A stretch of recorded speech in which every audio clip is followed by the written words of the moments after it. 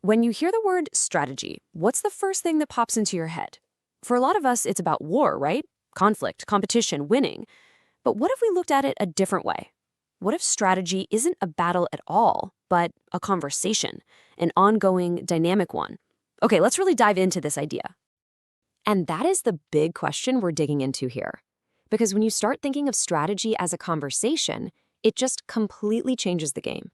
It stops being about one single, final victory and becomes all about this continuous flow of interaction, of understanding, and, most importantly, of adapting. All right, so if strategy is a conversation, then the absolute bedrock of it all has to be interaction. And to really get our heads around this, we're going to lean on some ideas from a pretty legendary military strategist, John Boyd. He broke down interaction into 3 levels that are just crucial to understand. First up, we've got physical interaction. Now, I know that sounds a little academic, but it's actually super simple. It's all about keeping the lines of communication open, making sure there's a free flow of information, of resources between you and the world around you. After all, you can't have a conversation if you're not even listening, right? If you've got your ears plugged, you're not getting any signals. Next, there's mental interaction. This one is all about how clearly you're seeing things. Think about it. Does the picture you have in your head actually line up with what's happening out there in the real world? This is about perception, about comprehension. It's making sure you're not just hearing the words in the conversation, but that you're actually understanding what they mean. And the third piece of the puzzle is moral interaction. Honestly, this all comes down to trust and integrity. It's about making sure your actions actually match your words. In any conversation, if you say one thing but do another, what happens? Trust just evaporates. The whole thing falls apart. This is the glue, the moral fabric that holds the entire strategic conversation together. So here's the kicker. Your goal, always, is to keep these 3 levels of interaction humming along for yourself. But the flip side of that is that one of the most powerful strategies you can use against an opponent is to force them into isolation. You cut them off physically, mess with their head mentally, and you expose their hypocrisies to isolate them morally from anyone who might support them. Okay, so we're in a conversation with our environment. The next logical step is to get better at listening, at really reading the landscape. And look, this isn't about having a crystal ball to predict the future. It's about learning to spot predictable patterns of change. And for that, we're going to look at what Simon Wardley calls climatic patterns. This right here is the key insight. You can't know exactly when something's going to happen, but you can get pretty darn good at anticipating what is likely to happen. The world isn't just pure chaos. It runs on these recurring patterns, and once you learn to see them, you get a massive advantage in the conversation. Now, what's really cool is how these patterns all connect. See, competition drives everything to evolve, but what happens when you win? Well, success, especially big success, creates inertia.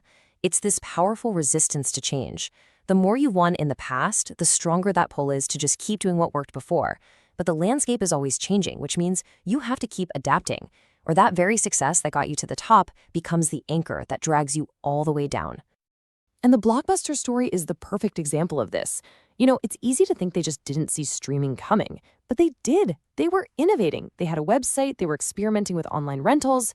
The real problem was their whole business was built on the massive success of late fees. They just couldn't bring themselves to let go of that golden goose, and that inertia, not a lack of new ideas, is what ultimately killed them. So once you can read the landscape, you need a compass, right? A set of guiding principles to help you navigate. This is your doctrine. It's your personal philosophy for how you show up to the strategic conversation, and it makes sure all your moves are connected and make sense. And this all starts with your internal mindset. First, be humble. And look, humble doesn't mean weak. It means you're open, you're always listening to the conversation, always learning.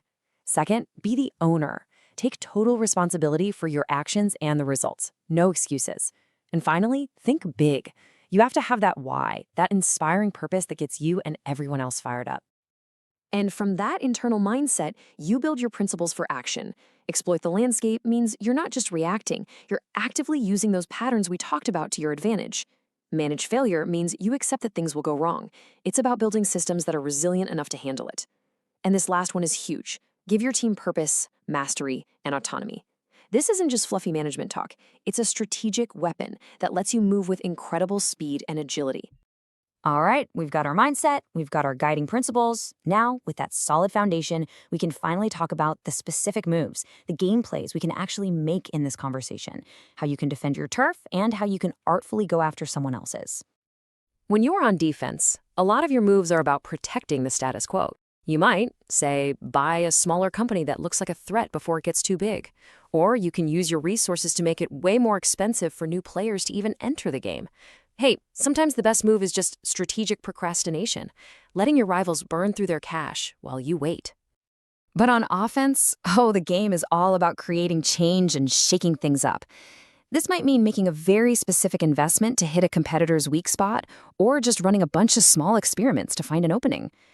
A really powerful one is creating a center of gravity, building something so cool and innovative that it just naturally pulls the whole market your way. Or you can be direct and just start tearing down the walls that the incumbents are hiding behind. Let's get to the final layer, and maybe the most masterful part of all this, controlling the tempo, the rhythm and flow of the conversation itself. This is all about building momentum and then using novelty or surprise to bend the interaction in your favor. I mean, come on, does it get any better than this quote from Sun Tzu? Momentum is all that potential energy you're building up. It's the tension you feel when you pull back the string of a crossbow. But all that power is totally useless without perfect timing, that split second when you release the trigger for maximum effect. So, how do you actually build this momentum? Sun Tzu tells us it comes from the dance between two things, the expected and the surprise. You make a series of predictable moves. You deliver what everyone expects, and that builds pressure. It shapes their expectations. And then, when the moment is right, you hit them with something completely unexpected to break the pattern and win. It's a never-ending cycle. And that's the beautiful part. It's just two things, the expected and the surprise. It's like how the 5 notes of a musical scale can create infinite melodies, or 5 primary colors can create every painting imaginable. From just these 2 simple elements, you can create more strategic moves than anyone could ever see coming. So here's how you put it into practice. You use your predictable, expected moves to create a setup. You're basically luring your competition down a path that feels safe and familiar to them, making them feel like they're in control, right up until they walk straight into the trap you've laid for them. But where do these surprises even come from? Well, John Boyd gave us a process for creating them. You start with analysis. You take things apart to see how they work. Then, synthesis. You recombine those parts in new and interesting ways to create something totally novel. You test that new creation against the real world, and then, this is key, you reorient your entire way of thinking based on what you just learned. It's a loop that lets you generate endless novelty. And that, right there, brings us full circle. Strategy is not some static plan that you write down and then execute perfectly. It's a living, breathing thing.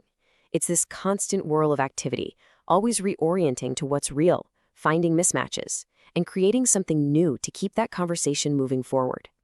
So let me leave you with this question. Think about a rock. It's static, it's unmoving, it's defined by its inertia. Now think about a torrent of water. It's dynamic, it's powerful, and it's defined by its momentum.